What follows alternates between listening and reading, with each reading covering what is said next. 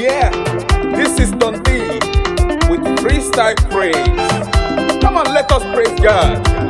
For the Lord is good all the time. I hear you, brother.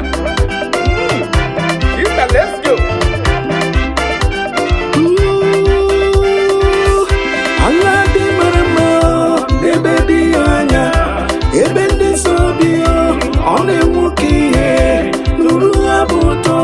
Bukuru Jehova, amenye ya tutoru ebi ebio. Amade medianya, emenye soni, ame mukiye. Amade ya tutoru ame soni ya ebi Jehova, nolubi. Okweto dike na komere. Imana dike emekwa ọzọ ọkwa mkpịsị ala nye ya imana ọ ga-emekwa ọzọ olulu ya